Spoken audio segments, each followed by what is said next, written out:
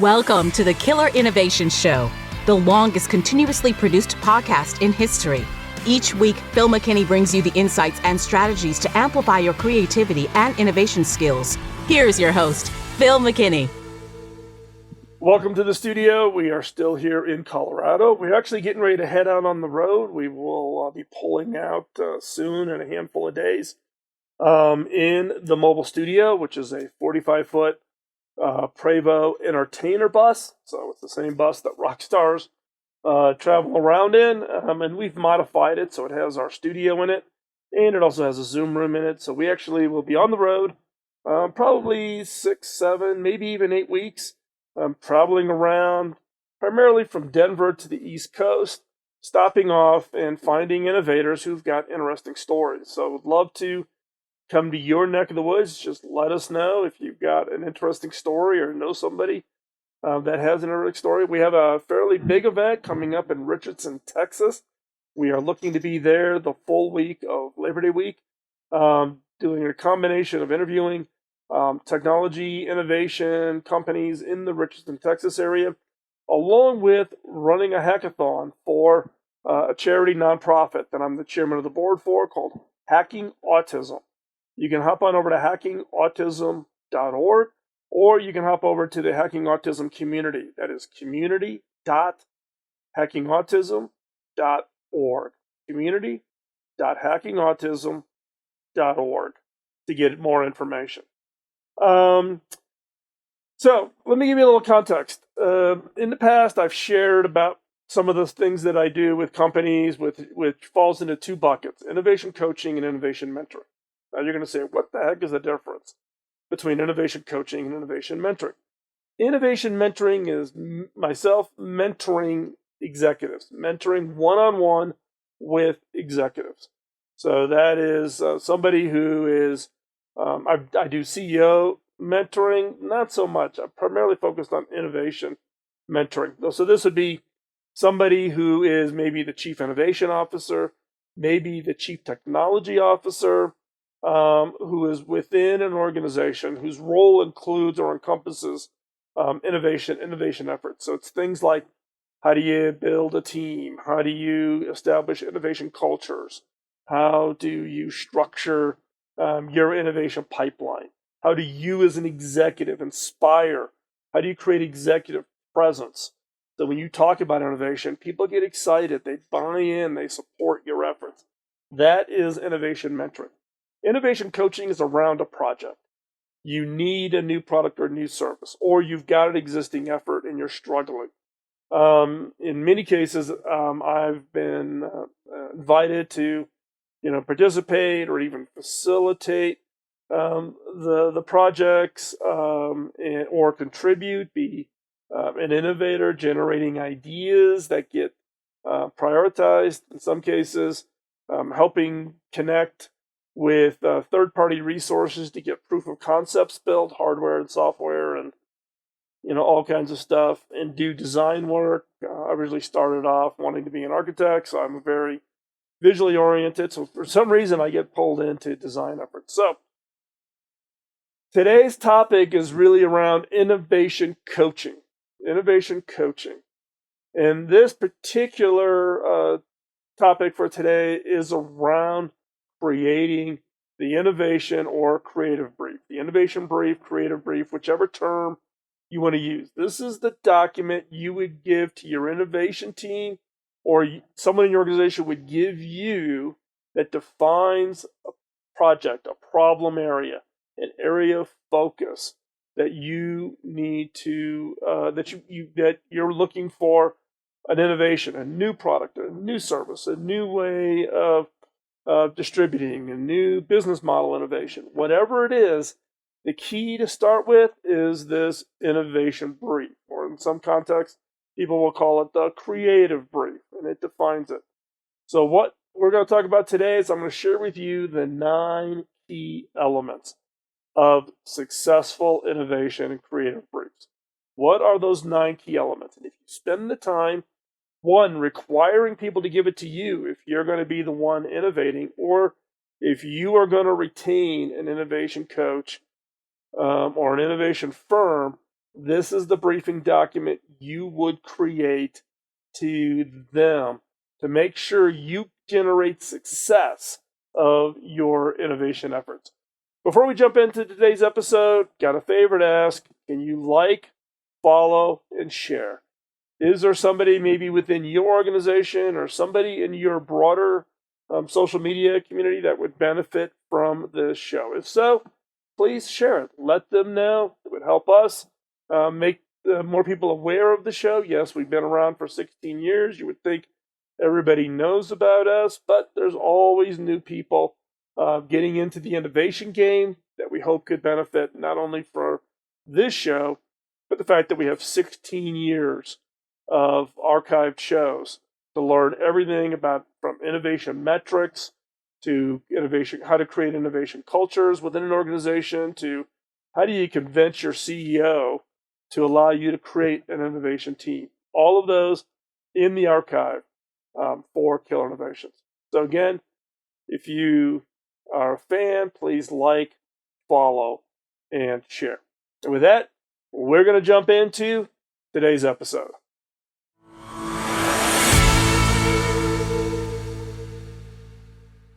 I love innovation coaching. In my mind, innovation coaching is working with organizations around a very specific project. That's different than innovation mentoring. Innovation mentoring is mentoring executives as about innovation as a career, innovation as a skill that will have a long play. Innovation mentoring typically will cover working with somebody over multiple positions, even multiple organizations. Innovation coaching is about working on a very specific innovation project. And I love innovation coaching. I do a lot of innovation mentoring also, but I really like innovation coaching. Again, it's working with organizations to help them innovate a new product, innovate a new service. Some cases, this leads to a role where I may sit on an advisory board. I don't take board of directors positions, but I'll sometimes, with the right company and the right executive and the right introduction, I do take advisory board roles. And I've done this with for-profits and not-for-profits, etc.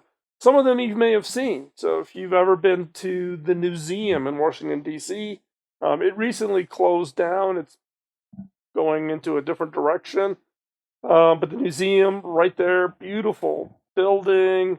It's now part of Rutgers University, that building and that facility and all of its capabilities. But at the Newseum, I worked with the Newseum to design the new media exhibit. So this was designing technologies like big 45-foot wide touch walls that allowed 100 simultaneous touches. So you could have, adults and kids, touching, interacting with digital media. And we were teaching this project started 10 years ago. The whole purpose of the exhibit was to teach people on how to be discerning about news and information and what was true and what was not true on the internet, way before the time of the whole, you can't believe everything you read on the internet kind of things we've seen most recently. So I led a team. We designed the entire exhibit. I've also done some other fun things. Many of you know I started off my careers wanting to be an architect. So I come from a design background. And so a close friend of mine, Richard Edelman, he's the owner of Edelman as an agency. They're the largest privately held PR agency headquartered in New York. Their headquarters used to be right in Times Square. They moved their headquarters down to on Hudson, and Richard asked me to come in and design the lobby. They wanted a technology immersive experience, really kind of an exciting lobby space. And again, this is probably got to be 10, 12 years ago.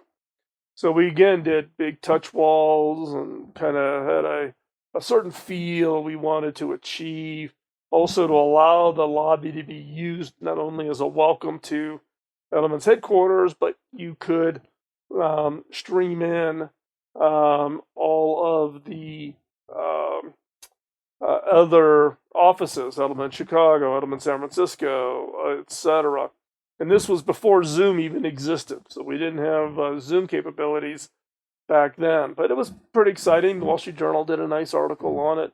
And I've done a bunch of these where it's been friends or contacts or relationships or something where I've come in and provided this innovation coaching activities. Now, what I've also have learned over doing, probably literally hundreds of these with different organizations, whether it's just coming in to help on a project that's already underway and they've got themselves stuck, or to be at the very front end to help them actually conceive of a new product, new service, new experience that they want to create.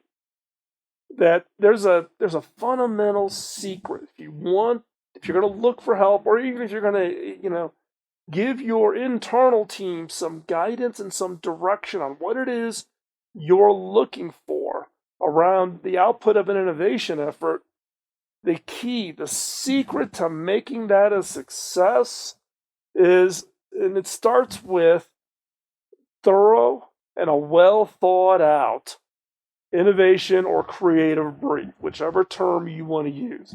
Now, if you are involved in particularly large organizations, you're probably familiar with the term creative brief. I'm kind of hijacking that and tacking on innovation. What are these briefs? These are documents.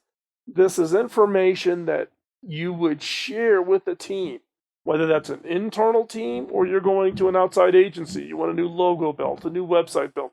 Or if you were to come to me and said, hey, we would like to contract with your services to help us as an innovation coach around this thing. The first thing I would ask you is show me the brief. Show me that innovation creative brief.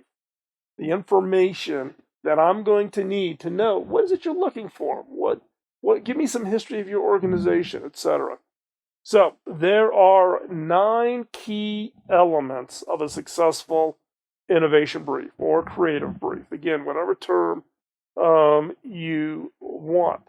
This brief is a document that explains kind of the ins and outs of a project. The audience is the creative team. It could be an agency, a designer, your internal innovation team, your internal engineering team, but this is a key document.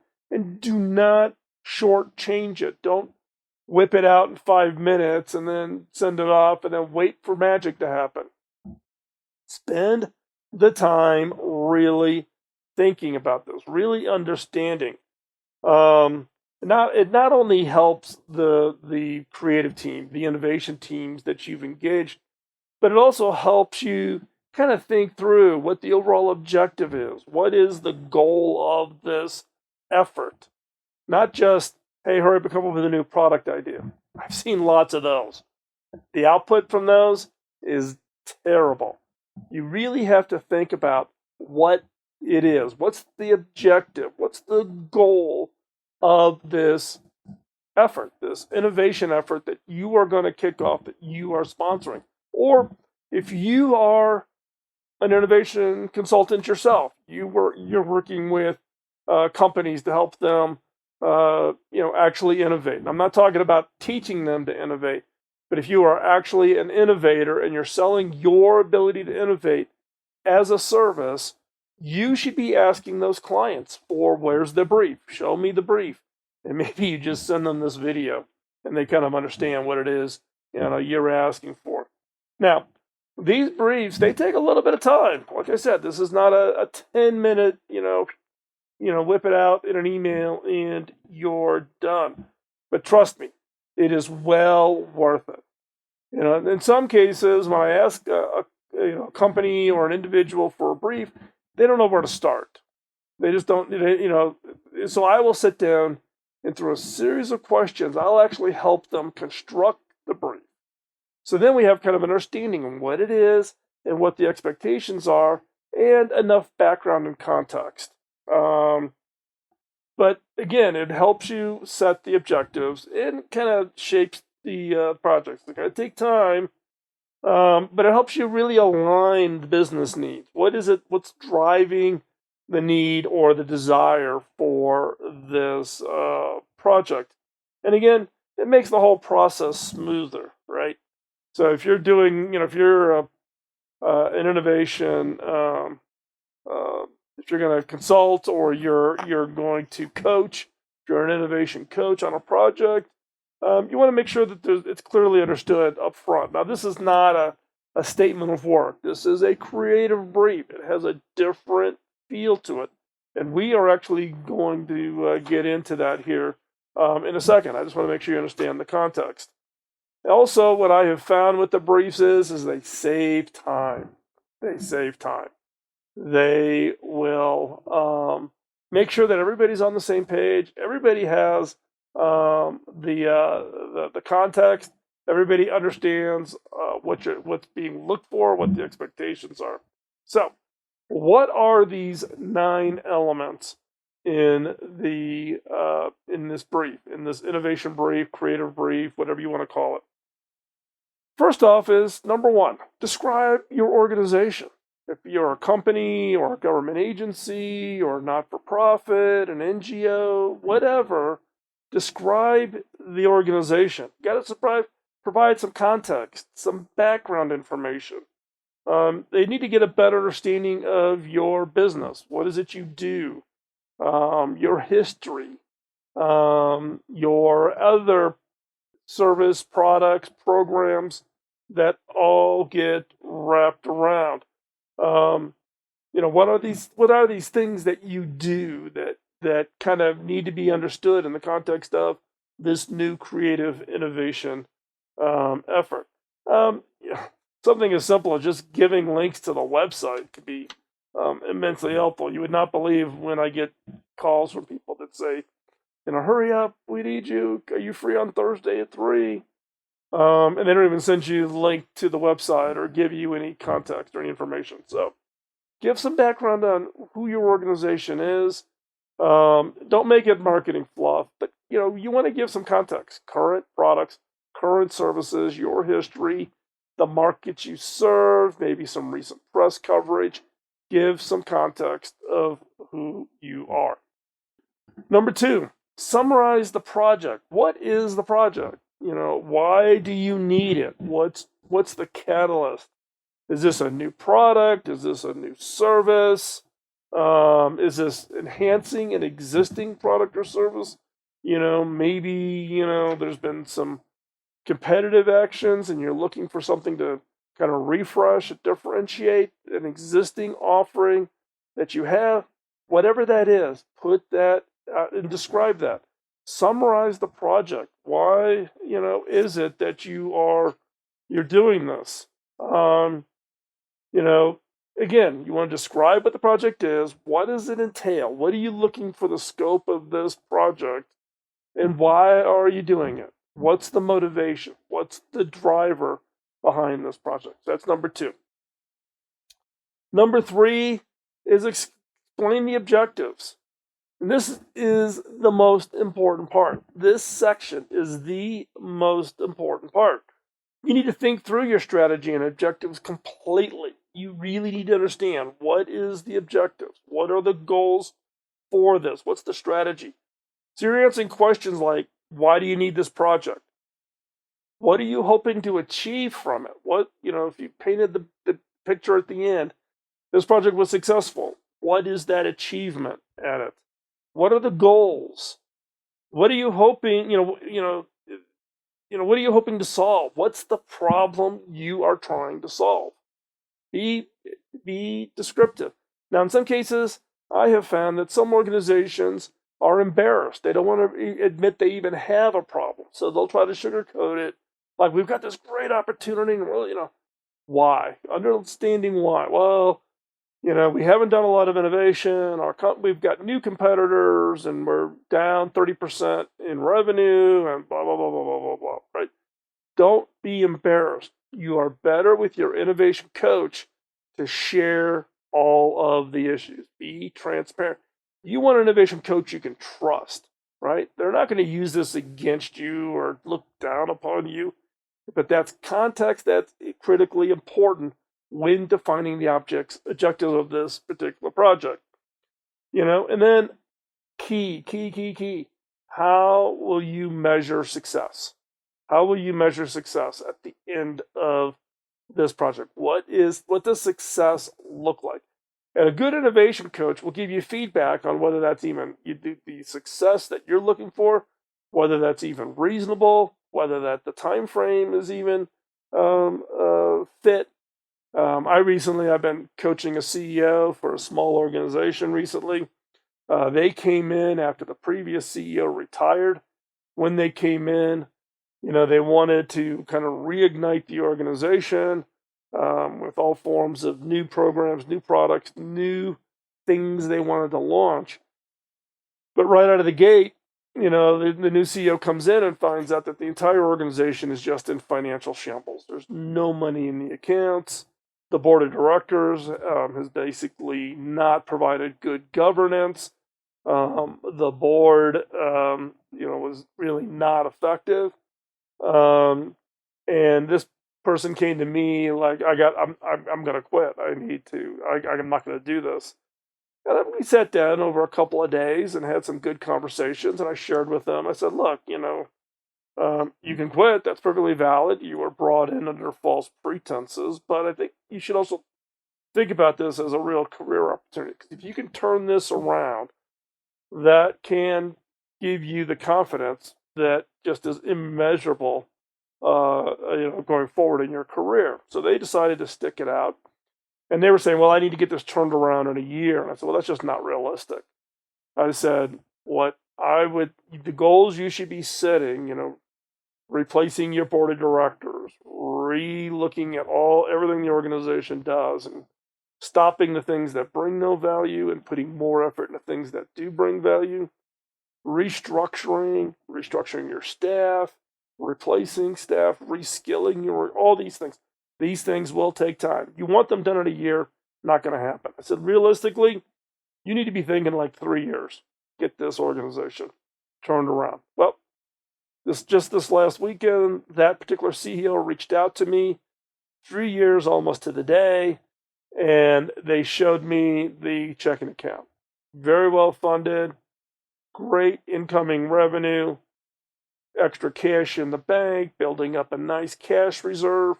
3 years. So a good innovation coach that's been around the block a few times will give you good, honest feedback and help you set that expectation. We all want the big bang. The reality is these things take time, and you have to have patience and you have to have perseverance. You got to stick it out. So be clear, explain your objectives, and the key there is how will you measure success? And work with your innovation coach to really understand what is reasonable given the coach's experience. Because you want to find a coach. I'm going to get on my soapbox here. If you are thinking about going to an innovation coach, bringing an innovation coach in to help on a particular innovation effort, the first question you should ask, and I've got a great article on this over at philmckinney.com on my blog, the first question you should ask is give me a list, show me your portfolio of innovation projects you led. You're asking a coach to be a leader that they have led. If they are an innovation coach, but they have never been part of an organization that has been successful in the context of how you want to be successful, they're not bringing that experience. They may have done a couple smart startups, and I've been an entrepreneur, so therefore I could be an innovation coach. Not the case. Ask the question, ask for proof, ask for the portfolio that you can go look at. In my case, go look at my portfolio. You can go to techtrend.com, techtrend.com. TechTrend is my LLC that I do a lot of my work and efforts through, and I do my investments. It's where my venture fund sits. So you can go over to techtrend.com. You can take a look at the portfolio. There's only like 2 or 3 projects. There's like 150 that I've done, but I've only posted like 2 or 3. I'm not out there selling my services, so don't think you're going over there to get promoted or whatever. But you can just kind of see, have they done projects? Can you see some tangibles? That's what you want, because if you're setting the objectives and you're expecting the coach to give you feedback, what have they done? So again, number 3, most important one, explain your objectives on the project. Number 4, define the target audience. You're defining this problem, this thing you need. What is the audience? What is who's going to get the benefit of this? Is it your existing customers? Are you looking to go into new markets? Is it maybe something you're doing you're going to innovate a way to interact with your suppliers that are supplying you raw commodities, or you're looking for innovating the way you deal with policymakers, if you are in a regulated industry, whatever it is, who is that target audience? Define them, describe them. Who you're trying to reach. Share some demographic information. What makes up that audience? Is it industry commonality? Is it purchasing approach? Are they a B2B? Is it a business? Is it a consumer? There's lots of different ways to chop it up. You can listen. There's been a number of previous episodes of Kill Innovations talking about customer segments. Define the segment. Who are you defining as the target audience? Number 5, define the deliverables. What is the end result that you're looking for this effort? Are you looking for just a list of ideas? That's a la what I recently did with the U.S. Marine Corps, because I wasn't going to be spending the next 5 to 8 years implementing change with the U.S. Marine Corps. The U.S. Marine Corps had 2 objectives. One was innovate ideas about creating significant efficiency and reducing the time for procurement. If you're procuring things for the military and technology is changing at such a fast pace, you got to pick that pace up. So that was the objective. But this had a secondary objective. The secondary objective was teach my teams at the Marine Corps how to innovate, how to use the FIRE framework, how to run and facilitate an ideation session.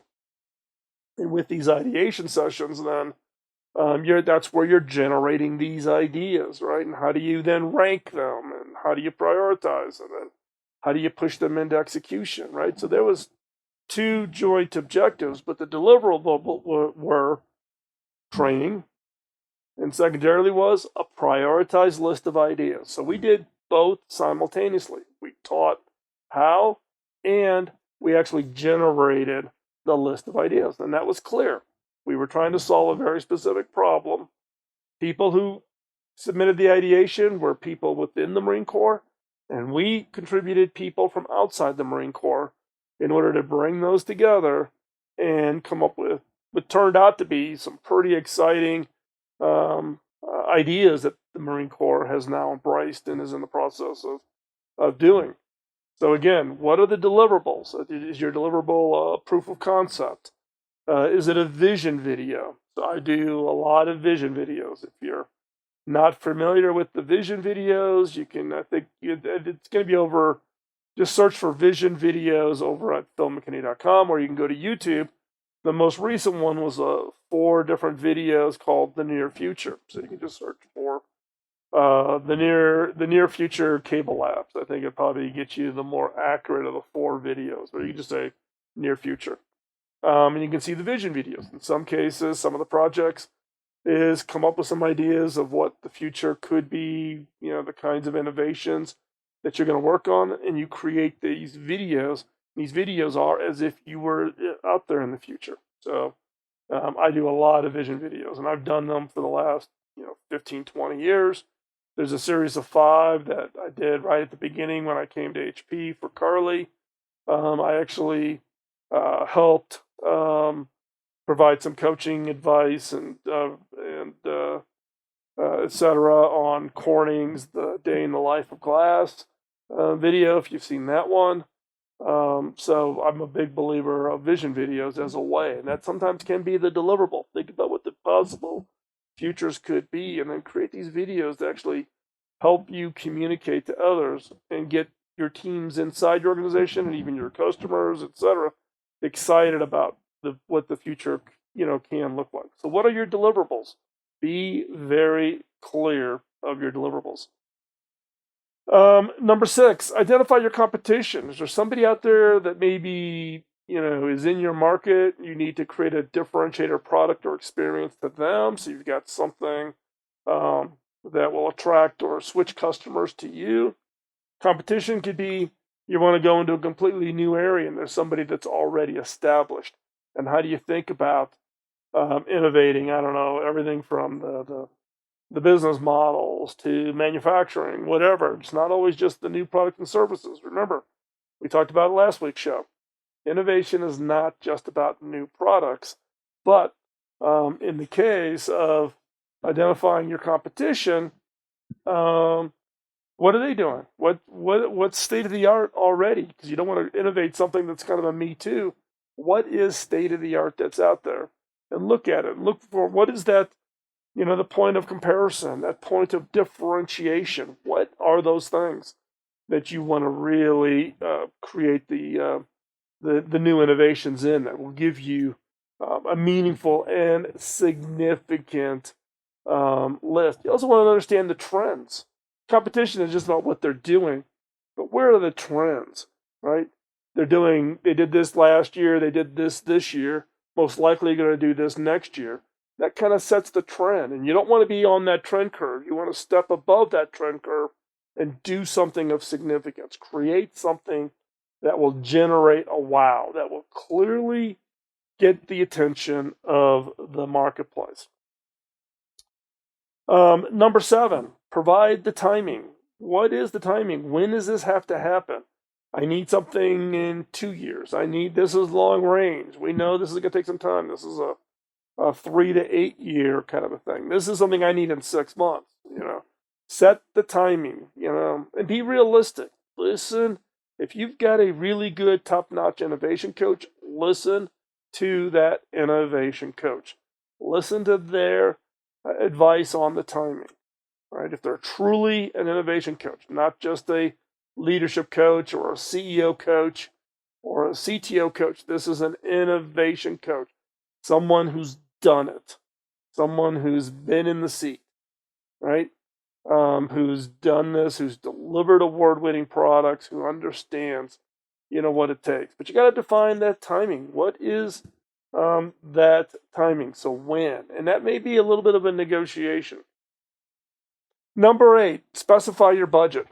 How much are you willing to spend? Because in some cases, people say, yeah, well, I can cough up $1,000, but I need the world's, I need flying cars at $1,000 budget. Not going to happen. Now, for $1,000, you might find somebody that might be willing to put you together some PowerPoint slides, if you're lucky. And I don't even think you can do that for $1,000.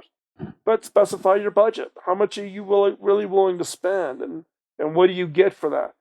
And it may be, I'm a big believer in stage gate funding, right? So you say, hey, I'll put $25,000 or $50,000 up front, and then you deliver that. And if that's really looking good, then the next phase is a couple $100,000. If that looks really good, then we're, $1 million, $10 million, $100 million, whatever what's going to take to bring whatever you're innovating, to fruition. And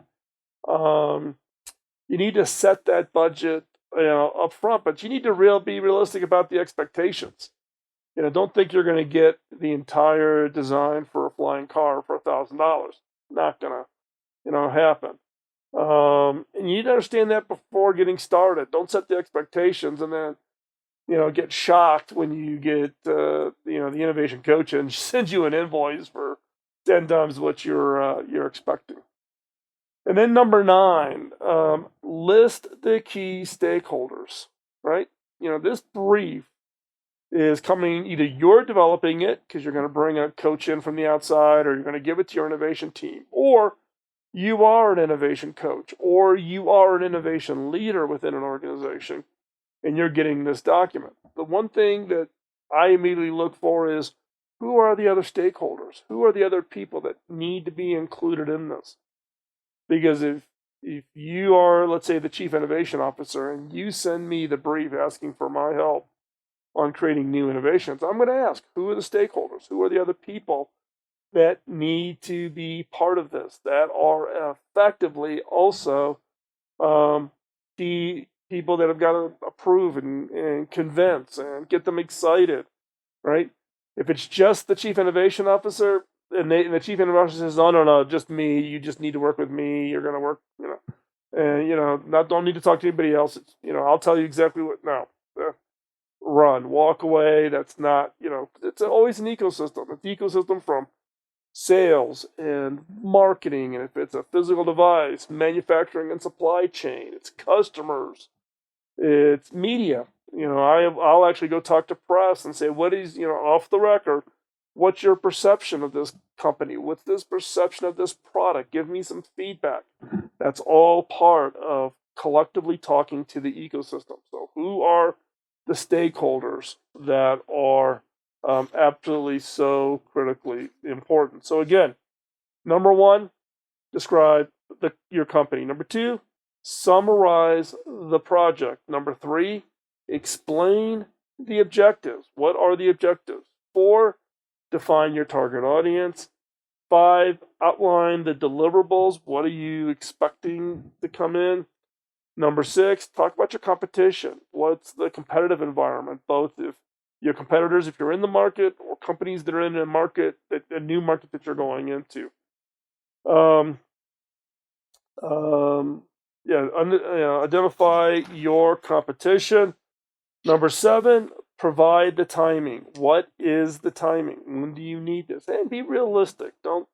I need this in 48 hours and I've got $1,000 and I need you to come up with an idea, complete designs and prototype of a flying car. Not going to happen. Number 8, specify the budget. Be realistic. Work with your innovation coach to really understand what the right budget would be. And then number 9, list the key stakeholders. Now, this particular list actually came from, there's a pretty standard structure to creative briefs, right? And the order may change and the terminologies may change. So I'm kind of modeling this off of a very consistent structure to a creative brief, but specifically positioning it as an innovation brief. You're wanting, either you are receiving this brief or you're creating this brief in order to solidify a team, solidify an organization to really go after and deliver a key project. So my advice to you again is, by thinking through and really elaborating on all of these 9 aspects of your project, you'll be able to produce this innovation, this creative brief that's not only thorough, meaning complete, but effective. With a solid brief, you're going to help the team, your innovation team, your outside team, your internal team, deliver great results. And they're going to ensure that your project delivers the results that you need. The more effort you put into this brief, the more likely you are to have innovation success.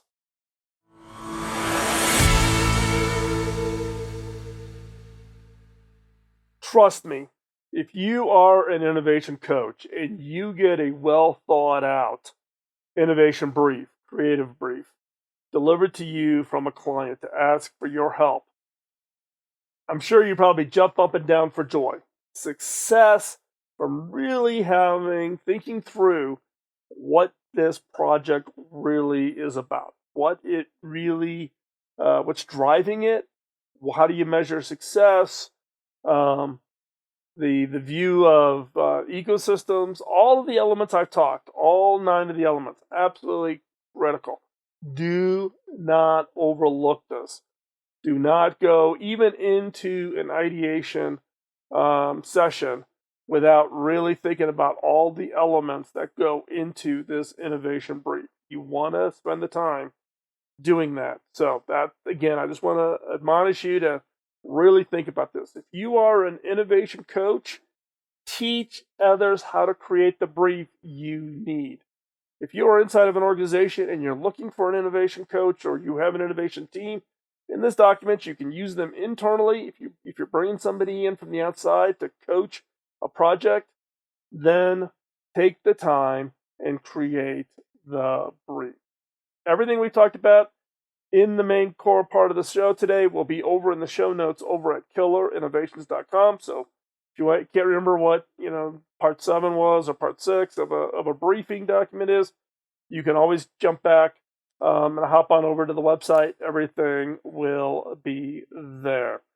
If you're interested in more about these kinds of briefs and how to create them and etc., hop on over to the Innovators community. That's where innovation leaders, people who've been innovators, you can find them. So you can go over to theinnovators.community, theinnovators.community. And that community is hosted by the Innovators Network. The Innovators Network distributes this show plus other shows, but the Innovators Network also is made up of innovators. These are formerly, or in some cases currently, chief innovation officers, CTOs that have innovation responsibilities, and everything from Fortune 50 companies all the way down into startups. But these are people who have proven track records for innovation. So if you're interested in an innovation coach or getting advice, you can find that over at the Innovators Network.